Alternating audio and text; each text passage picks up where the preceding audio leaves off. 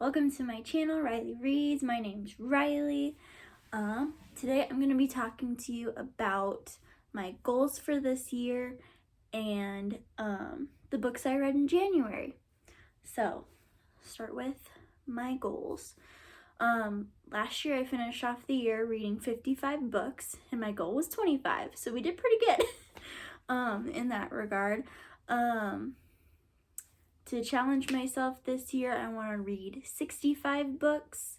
I didn't set a page goal for myself last year.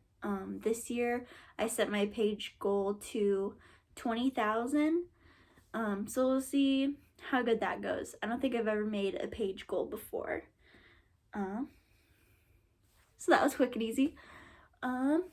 In January, I read 8 books, which is a new personal best for me. And so I'll talk to you about those 8 books. Only 2 of them were books that I owned, so not doing so well with the whole reading a lot of the books that I own goal that I have for this year. But, 2's better than none. So the first book that I finished reading in January was Yoke. It was Yoke by Mary Choi. I think that's how you say her name. It is about 2 sisters. I think it's set in the early 2000s. They're Asian American, and why do I keep looking over there? They are Asian American, and I don't know, they didn't really act how I've always experienced sisters to act, so that was different. It was interesting to read about their relationship, and there's a lot of family drama, and they're both college age. And let's see, sorry, I'm so bad at this. We follow the story from Jane's perspective. And it's about her twin sister. They're twins, right? Oh no, I hope they're twins. They're sisters, and her sister June, she finds out, has cancer, and neither of their parents don't know. June hasn't told her parents.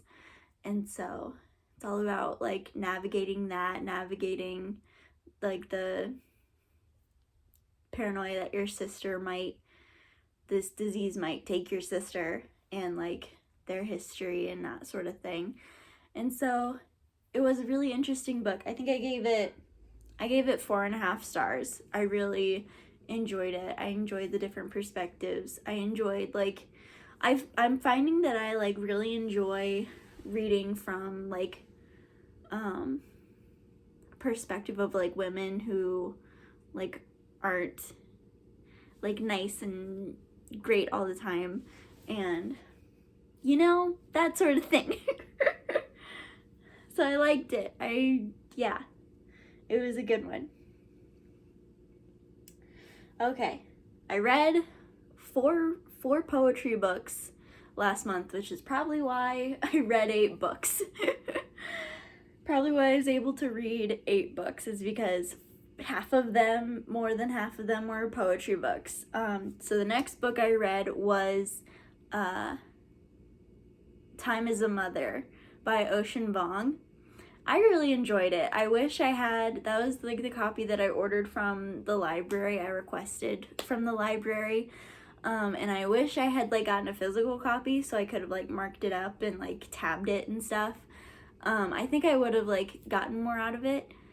Honestly, I kind of feel like it was just a little bit overhyped, just a tiny bit. I think some of the poems didn't have punctuation, which made them a little more challenging to read, but after you read a few, you got into the groove of it, and you got to know how it worked and where to stop and that sort of thing. And the topics of the poems are really good.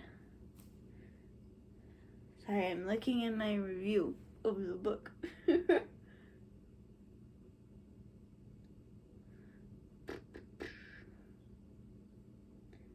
I should have had it up.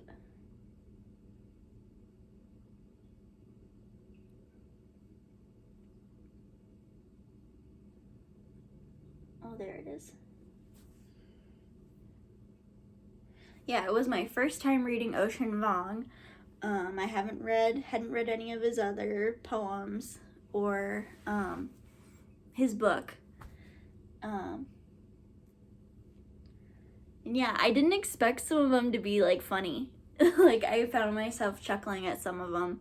I wish I could reference like certain parts of the poems. But I'll have to reread it when I own it, because I think I tagged it with to buy, so I'll get it and be able to give more information about what I thought of it. Besides that, the lack of punctuation made some of the poems a little more challenging. Next. Oh, I think the next one I read was Ada Limon. I think that's how you say her name. I read her poetry collection, The Hurting Kind. Ooh, I loved it. I gave that one 5 stars. Oh, I gave Time as a Mother 4.25 stars. Yeah, The Hurting Kind. I think she might be my new favorite, one of my new favorite poets. I super enjoyed it. Like the first opening poem, that one was really gripping and powerful, really cool. Again, I wish I could refer back to it, but it's at the library because I borrowed it from the library. This is the only drawback to buying less books. Is that I don't keep them for long enough to make videos about them and then can reference back to them. I really like the poem that she wrote about her dog. That one was really cute. And her poem, Salvage, I really enjoyed that one in her book.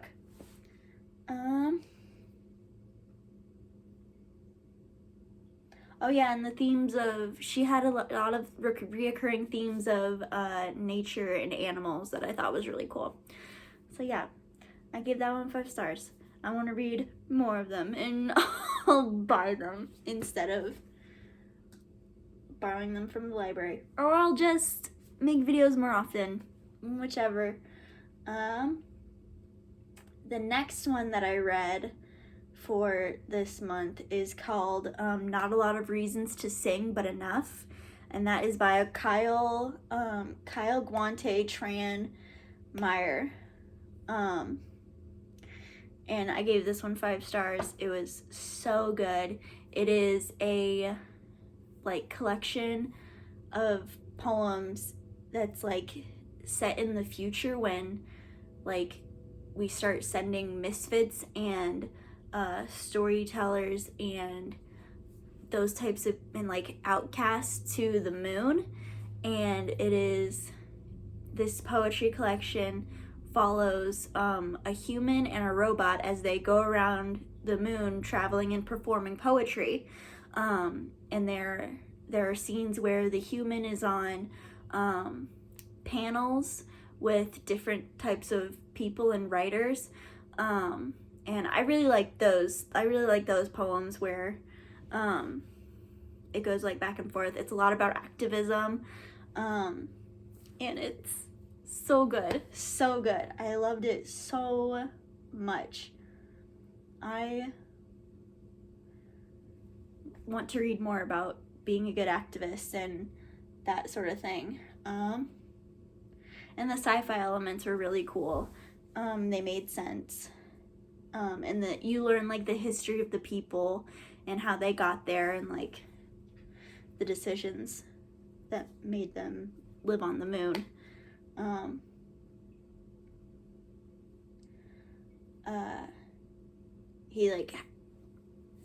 Kyle's really good at making you think about activists and activism and storytelling, and and like your role in society and that sort of thing, and like what you could be doing with the power that you have. And every time I like read one of his books, I'm always like really wanting to figure out how I can do more and that sort of thing. So I think it should be read by every writer because it's phenomenal. You should definitely pick it up. Absolutely pick it up. And then let's see.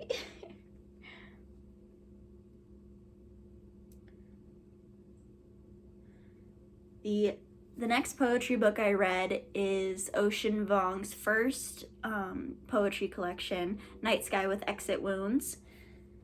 And this one I gave 4.5 stars.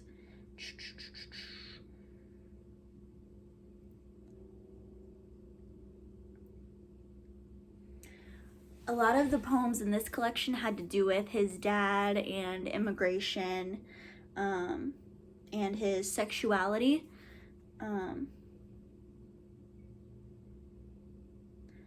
There are lots of poems in this book that are from different people's perspectives, which I thought was really cool, like playing with perspective in that way. And I wrote down a quote from the book I liked, from one of the poems. Let's see. Dear God, if you are a season, let it be the one I passed through to get here. Here. That's all I wanted to be. I promise. That part, so powerful. I really like this one. I gave it 4.5, a little more than his newest one. But yeah, loved it. And I actually did buy that one. Oh yeah, I did buy it. It's right here. Right there. Okay, cool. And you see, I got some tabs. Okay. That's another one I read. Okay, the next one I read that I also checked out from the library, I read this in like 2 days because it was snow days.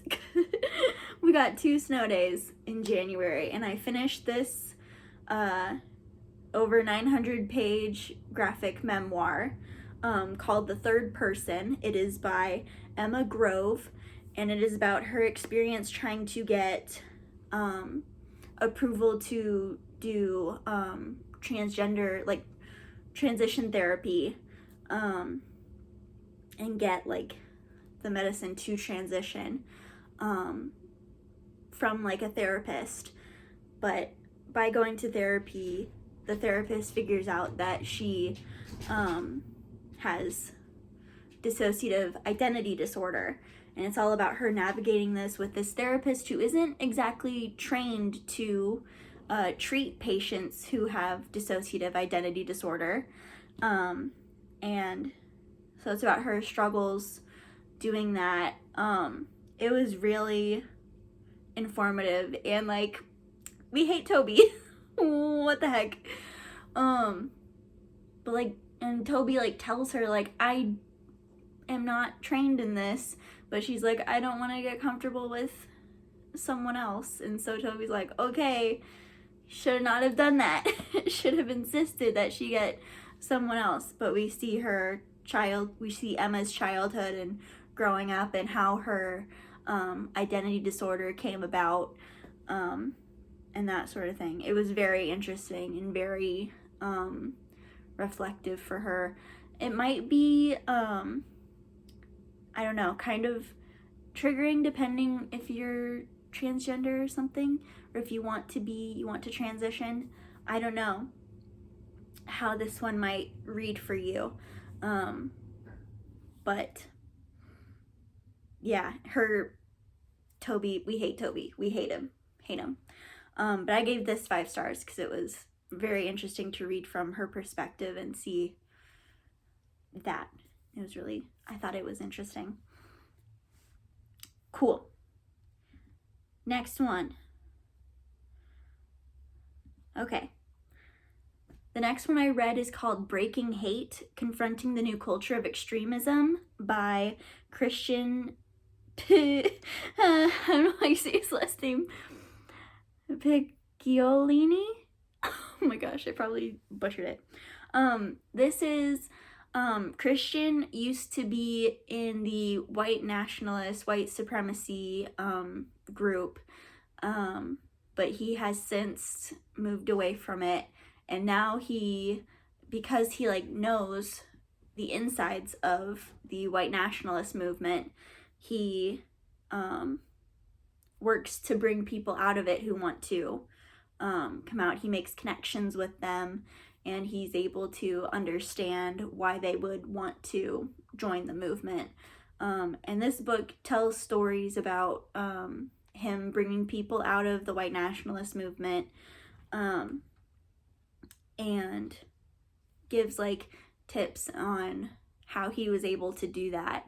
And he talks about his guilt a little bit, because, you know, he was one of the establishing members of the white nationalist movement here in America, and he is the creator of some white nationalist anthems, which he has tried to get removed from places they can be streamed and that sort of thing. But it's also a lot about his like trying to get people out and like the tips to use and like how to talk to them. And it was really interesting, and I feel like I benefited a little bit from reading it. I gave it 3.75 stars. I feel like I should be reading more from people of color about this stuff, but I just thought he had an interesting perspective, and so I gave it a shot. But I do want to read more from people of color about this subject. All right. And the last book that I read for this month was this one. Was My Year of Rest and Relaxation by My Year of Rest and Relaxation by Otessa Moshvegh. I thought this was interesting. I feel like I've been saying that a lot.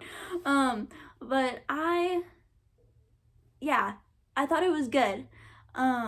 It's, you know, not for everybody.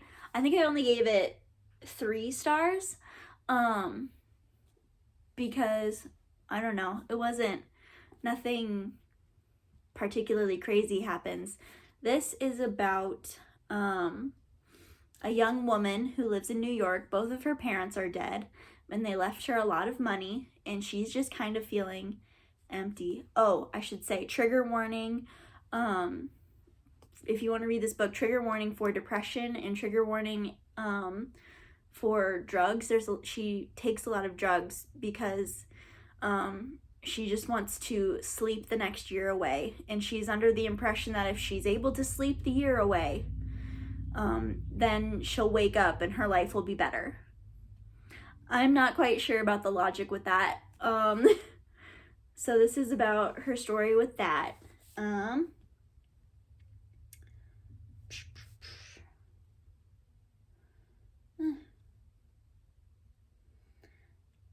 Yeah, this is a good place to start if you want to read about unhinged women, but take those trigger warnings into consideration.